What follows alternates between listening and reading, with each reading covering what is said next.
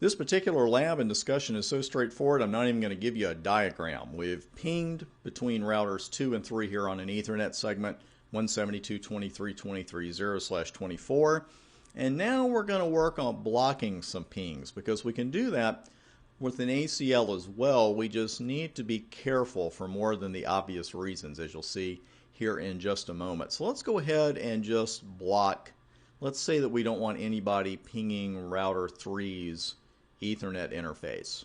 So let's go over to router 3 and start working on that particular ACL. Little different than one we've done before. And we're going to do a deny. And don't type IP in too quickly this time, because what we're actually working with pings is ICMP, the Internet Control Message Protocol. So we're going to deny ICMP, and we're going to do the anything, any source, any destination. We don't care. We just don't want any pings coming into Ethernet 0 on router 3. Now we've got a whole lot of choices we haven't seen before. Not a situation where we need to know all of these, but there are so many different ICMP message types. The ones we are concerned with here today are echo and echo reply. The router's even nice enough to say, hey, echo is ping. I like that. But don't look for ping, say, where you should be looking for ICMP. You need to know the protocol there. But we've got all kinds of other variables with ICMP that we can match on. But we're going to stick with those two, echo and echo reply. I told you there were a lot of them. And starting to miss standard ACLs now, huh? And we'll just go with echo right there. And that's it. And then we'll do another line for echo reply. And you can just type that right on the end. There is a little dash there. Of course, we need an accept all line, or allow all any. Allow all any that is. And so far so good. Now we'll go ahead and apply it. We're old hands at this by now, and we're going to do that coming in. And that's it. So let's go over to router 2 now and see if router 2 can actually ping that address any longer. And it can't. We're getting the old u.u.u. Let's run a debug during that and see what we get, if we get any additional information on that. As you know, someone who's trying to ping us like that, it may just be trying to gather information. If they happen to be on there, we're seeing the same thing we saw with u.u.u before. We're seeing sending and received. The reason I mention as far as gathering information and why we block pings in the first place, because there are plenty of servers out there that if you try to ping them via their host name or their IP address, they're not going to return the pings, even though, obviously they're up and running. One reason for that is that pings can actually be part of a destructive network attack.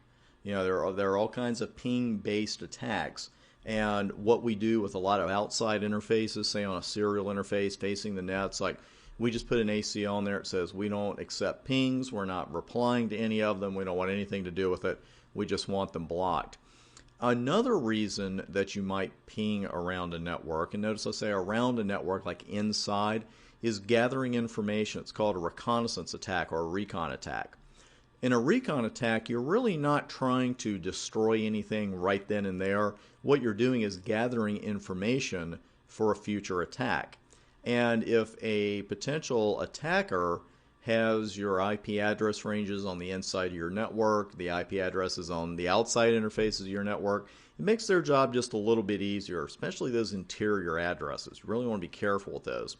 So it sounds like we should block all pings for all time and that's it, right?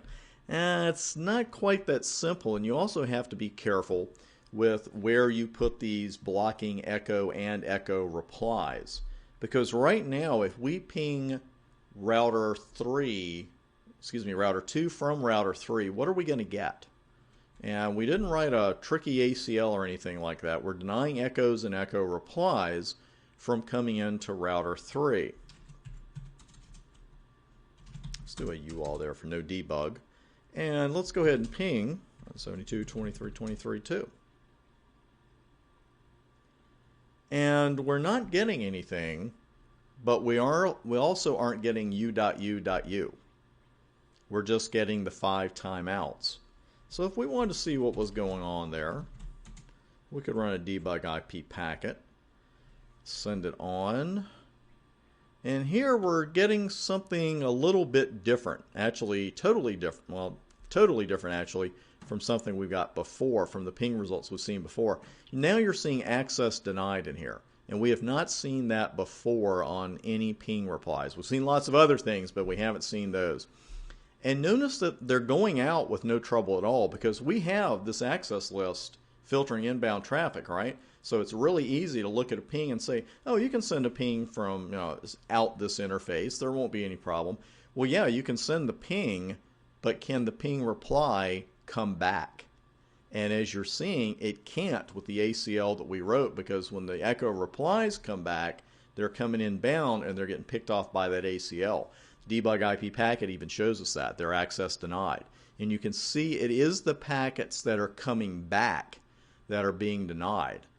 Notice the source of 23.2. So the source, router 2, destination, router 3. There's the default length, access denied. So we were able to send packets, but we couldn't get anything back. And this is why you can't just go bananas or your favorite fruit about blocking pings on the inside of your network. It's tempting, but here's the problem. When you place a lot of those on the inside, you're hindering troubleshooting, and if you don't happen to be around and you're the only person who knows those lists are on there, then someone else can waste a lot of time troubleshooting. Because if I came in here right now, what's the first thing we do when we start troubleshooting? We might run a show command or two, but basically you're going to send pings.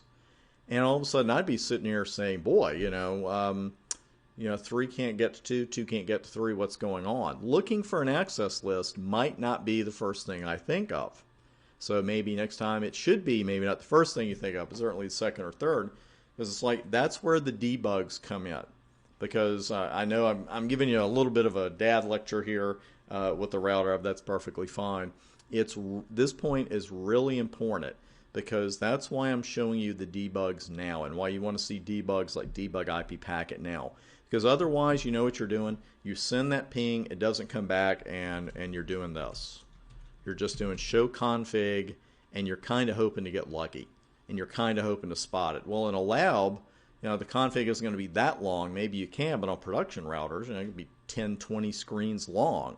You don't want to be doing that. I mean, that's hard enough on the CCIE written exam, believe me. I'm not speaking out of turn. I mean, they give you some really big configs in there. And if you were just trying to eyeball them and see the one problem out of a 300-line config, you don't want to be that person. You do not want to be that person. You want to be the one who looks at it and says, well, it's a little puzzling. What's going on with debug IP packet? Well, of course, you don't run that in a production network at a peak time. But when you run that, and it's helpful in labs, especially as you get more complex with your labs, all of a sudden you're running, it's like, what's going on? When you see access denied in a debug IP packet output, bang. You're just like, oh man, we got an access list somewhere. That's why I'm so big on you working with some debugs this early in your studies, because you really see what's going on. You're not just putting in commands and saying, boy, I hope this works. Most of the time they do, but on occasion they don't, and that's where the debugs really come in handy. Let's take a look at some other access list lines, because I want to show you how granular you can get with these babies. And of course, these are the extended.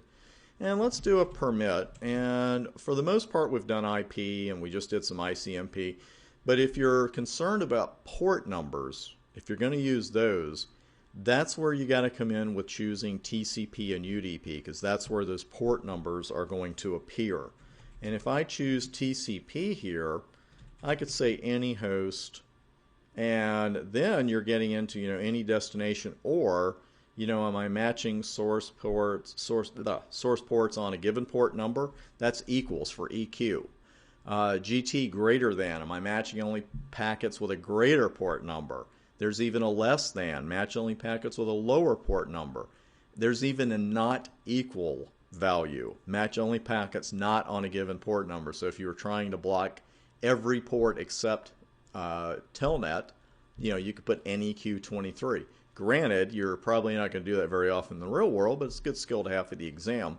And you could even put a range, but instead, if we put a destination, we'll look at all these things we can match on. We can even match on bits. You know, the ACK bit, the fin bit for TCP. There's the push bit, reset bit, synchronization bit, urgent bit. It's almost crazy. But let's say that you want to match packets on a given port number for your destination, since we're on that side of it, because what we looked at before was the source. So now we've got our source IP address is any, source destination address is any, and now we want to match on a certain port number. Well, there's your EQ, and here is a not complete list of port numbers, but it's good to know that it's there. And you can put either what you see in the left-hand column, or you can put the port number. It doesn't matter. Now, this is a good little tool when you have a live Cisco device. If you're thinking, I don't want to look up whatever the Echo port is, what is it? Well, here Echo is 7. If you need it for some reason to permit a block on that, you could.